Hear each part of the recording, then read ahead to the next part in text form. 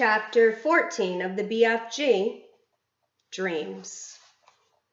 The big friendly giant was seated at the great table in his cave, and he was doing his homework. Sophie sat cross-legged on the tabletop nearby, watching him at work.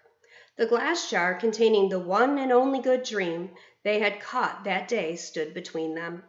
The BFG, with great care and patience, was printing something on a piece of paper with an enormous pencil. "What are you writing?" Sophie asked him.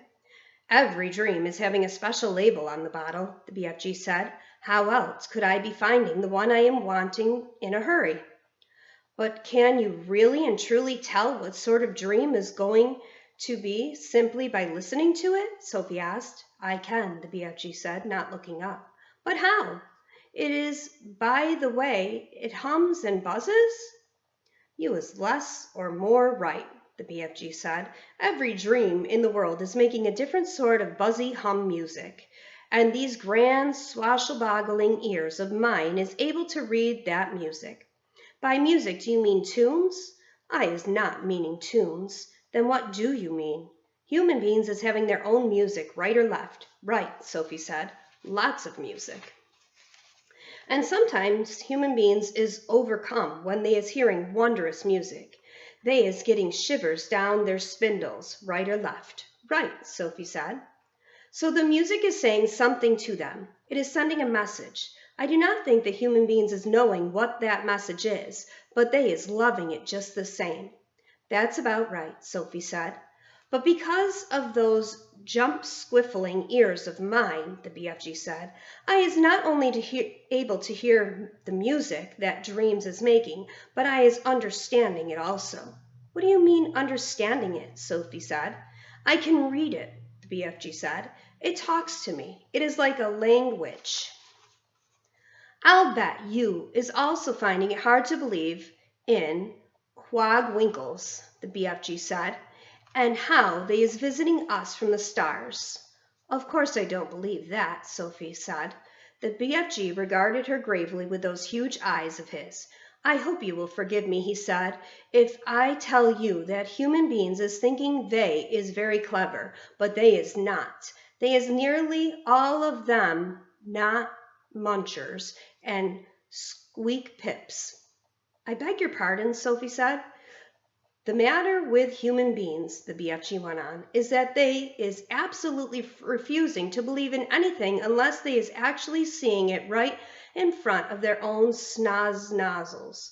Of course, quigwinkles is existing. I is meeting them oftenly. I is even chittering to them." He turned away contemptuously from Sophie and resumed his writing. Sophie moved over to read what he had written so far. The letters were printed big and bold, but were not well formed. Here is what it said. "This dream is about how I is saving my teacher from drowning. I is diving into the river from a high bridge, and I is dragging my teacher to the bank, and then I is giving him the kiss of death." "The kiss of what?" Sophie asked. The BFG stopped writing and raised his head slowly. His eyes rested on Sophie's face. "I is telling you once before," he said quietly, "that I is never having a chance to go to school. I is full of mistakes. They is not my fault. I do my best. You is a lovely little girl, but please remember that you is not exactly Miss Know-Everything yourself." "I'm sorry," Sophie said. "I really am. It is very rude of me to keep correcting you." The BFG gazed at her for a while longer. Then he bent his head again to his slow, laborious writing. "Tell me honestly," Sophie said, "if you blew this dream into my bedroom when I was asleep, would I really and truly start dreaming about how I saved my teacher from drowning by diving off the bridge?" "More," the BFG said, "a lot more. But I cannot be scribbling the whole grope-flunking dream on a titchy piece of paper. Of course, there is more." The BFG laid down his pencil and placed one massive ear close to the jar. For about 30 seconds he listened intently. "Yes," he said, nodding his great head solemnly up and down. "This dream is continuing very nice. It has a very dory-hunky ending. How does it end? Sophie said. Please tell me. You would be dreaming, the BFG said, that the morning after you was saving your teacher from the river, you was arriving at school and you was seeing all the 500 pupils sitting in the assembly hall and all the teachers as well. And the head teacher is then standing up and saying, I want the whole school to give 3 cheers to Sophie, for she is so brave and is saving the life of our fine arithmetic teacher, Mr. Friggins, who was unfortunately pushed off the bridge into the river by our gym teacher, Miss Amelia Opscotch.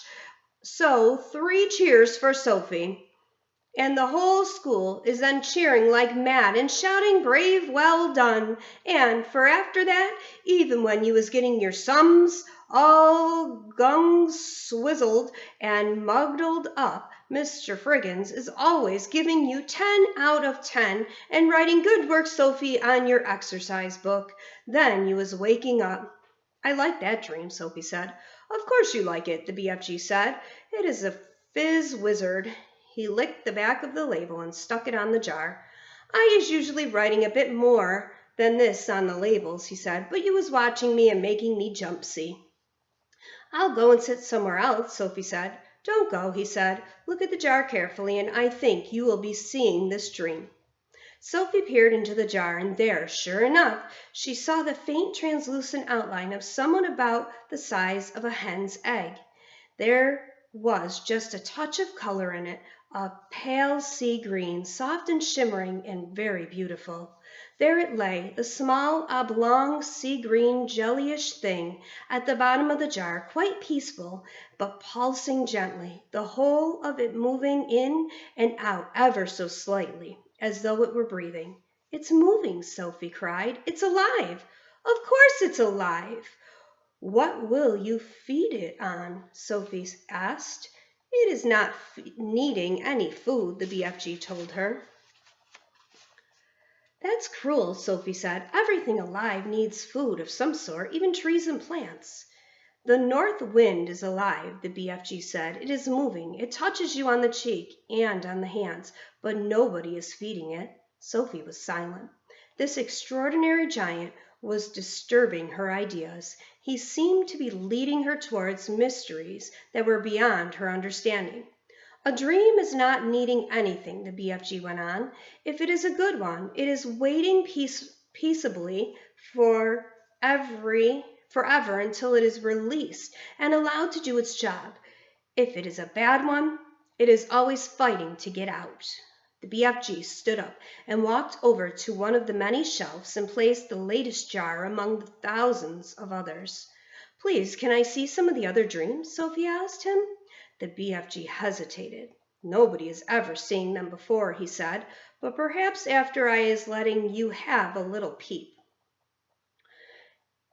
He picked her up off the table and stood her on the palm of one of his huge hands. He carried her towards the shelves. Over here is some of the good dreams, he said, the fizz wizards. Would you hold me closer so I can read the labels? Sophie said. My labels is only telling bits of it, the BFG said. The dreams is usually much longer. The labels is just to remind me. Sophie started to read the labels. The first one seemed long enough to her. It went right around the jar, and as she read it, she had to keep turning the jar. This is what it said. Today, I is sitting in class, and I discovered that I is staring very hard at my teacher in a special way.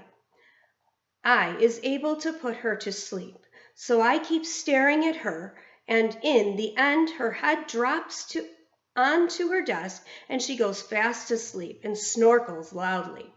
Then in marches the head teacher, and he shouts, "Wake up, Miss Plumridge! How dare you go to sleep in class? Go fetch your hat and coat and leave this school forever. You is sacked." But in a jiffy, I is putting the head teacher to sleep as well, and he just crumbles slowly to the floor like a lump of jelly, and there he lies in the heap and starts snorkeling even louder than Miss Plumridge, and then I is hearing my mommy's voice saying, "Wake up, your breakfast is ready." What a funny dream, Sophie said. "It's a ring beller," the BFG said. "It's Wopsy." Inside the jar, just below the edge of the label, Sophie could see the putting to sleep dream lying peacefully on the bottom, pulsing gently, sea green like the other, but perhaps a trifle larger. "Do you have separate dreams for boys and girls?" Sophie asked.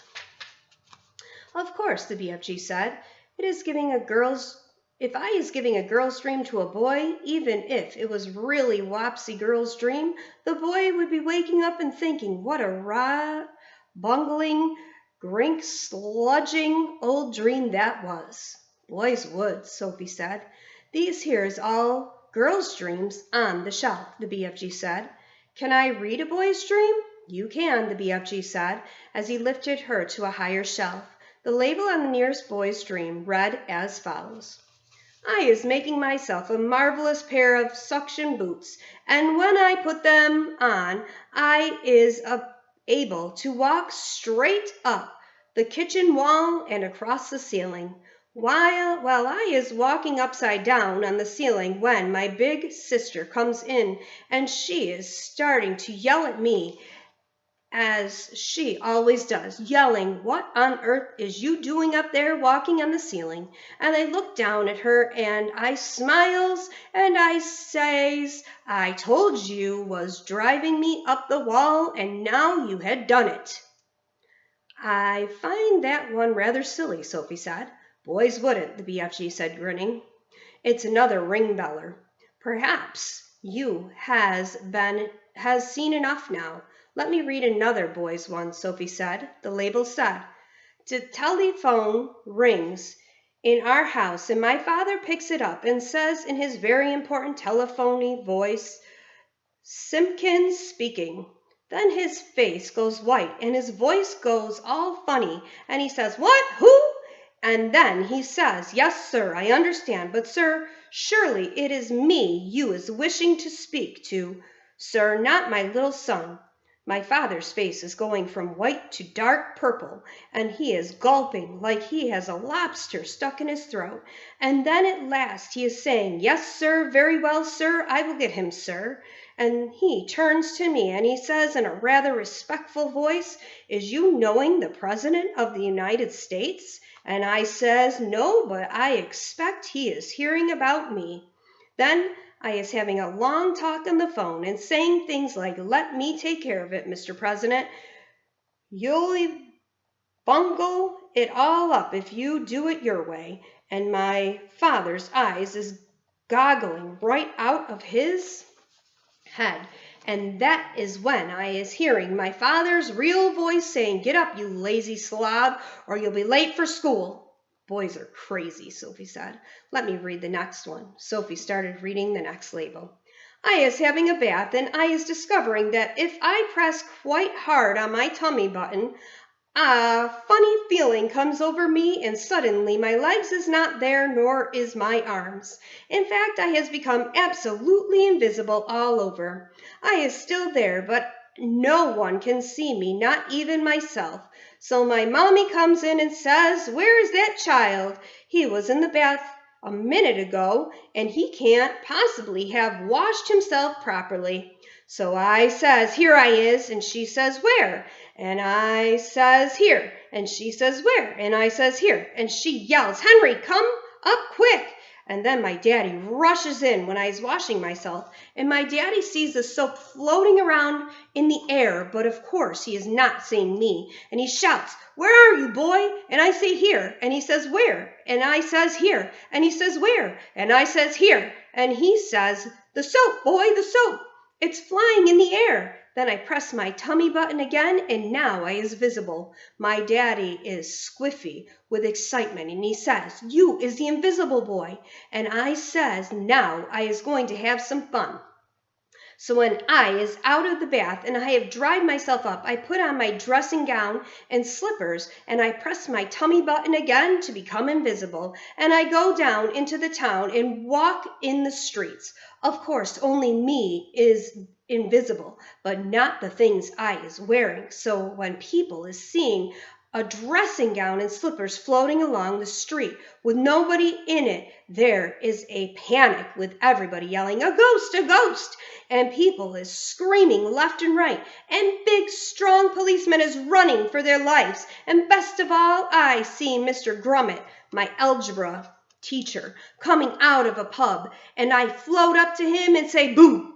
And he lets out a frightsome howl and dashes back into the pub. And then I is waking up and feeling happy as a whipped squiddler.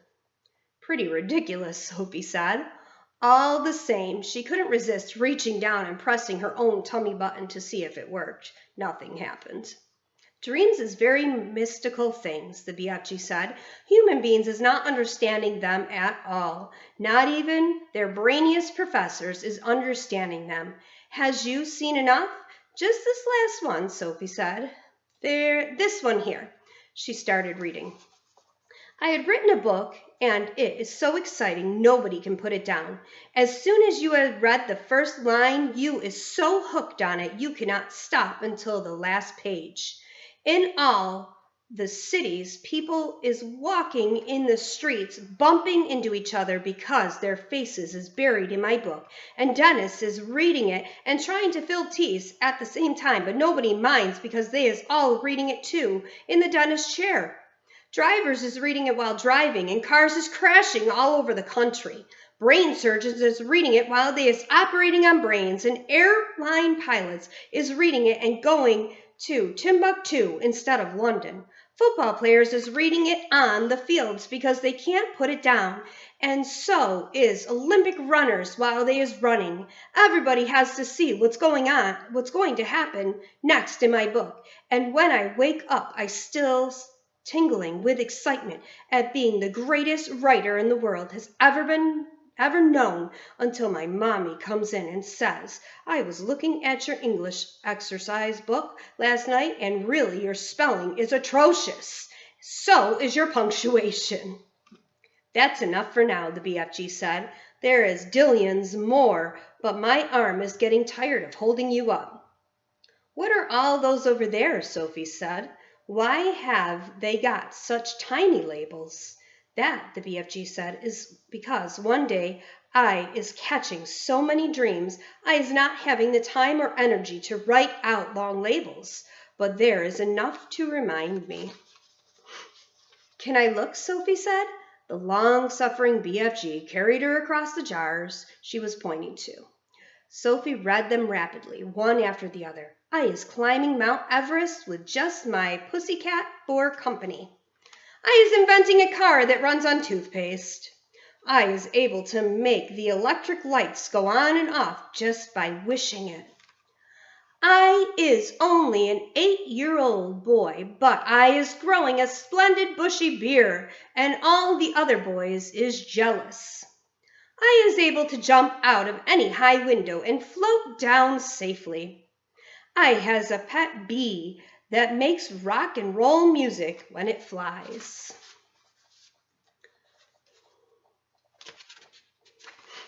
What amazes me, Sophie said, is how you ever learned to write in the first place. Ah, said the BFG, I has been wondering how long it is before you was asking me that. Considering you never went to school, I think it's quite marvelous, Sophie said. How did you learn? The BFG crossed the cave and opened a tiny secret door in the wall. He took out a book, very old and tattered. By human standards, it was an ordinary-sized book, but it looked like a postage stamp in his huge hand. One night, he said, I is blowing a dream through a window, and I sees a book lying on a little boy's bedroom table. I wanted it so very badly, you understand, but I is refusing to steal it. I would never do that. So how did you get it? Sophie asked. I borrowed it, the BFG said, smiling a little. Just for a short time, I borrowed it. How long have you had it? Sophie asked. Perhaps about 80 years, the BFG said. Soon I shall be putting it back. And that's how you taught yourself to write? Sophie asked him. I is reading it hundreds of times, the BFG said, and I is still reading it and teaching new words to myself and how to write them. It is the most scrumdiddlyumptious story. Sophie took the book about out of his hand. Nicholas Nickleby, she read out loud. By Doll Chickens, the BFG said. By who? Sophie said. Just then, there came a tremendous noise of galloping feet from outside the cave. What's that? Sophie cried. That's all the giants zip-fizzing off to another country to guzzle human beings, the BFG said. He quickly popped Sophie into his waistcoat pocket, then hurried to the cave entrance and rolled back the stone. Sophie, peeping out of her spy hole, saw all 9 of the fearsome giants coming past at full gallop. "Where's you off to tonight?" shouted the BFG. We is all of us flush bunking off to England tonight," answered the flesh lump eater as they went galloping past. "England is a luscious land, and we is fancying a few nice little English chidlers." "I," shouted the maid masher, "is knowing where there is a giggle house of girls, and I is guzzling myself full as a froth blower." "And I knows where there is a boggle box for boys," shouted the gizzard gulper. "All I has to do is reach in and grab myself a handful. English boys is tasting extra lick swishy." In a few seconds, all 9 galloping giants were out of sight. "What did he mean?" Sophie said, poking her head out of the pocket. "What is a giggle house for girls?" "He is meaning a girls' school," the BFG said. "He will be eating them by the bundle." "Oh, no," Sophie cried. "And the boys from a boys' school?" said the BFG. "It mustn't happen," Sophie cried out. "We've got to stop them. We can't just sit here and do nothing." "There's not a thing we can do," the BFG said. "We is helpless as horse feathers." He sat down on a large, craggy blue rock near the entrance of his cave. He took Sophie from his pocket and put her beside him on the rock. "It is now quite safe for you to be outside until they is coming back," he said. "The sun has dipped below the horizon, and it was getting dark."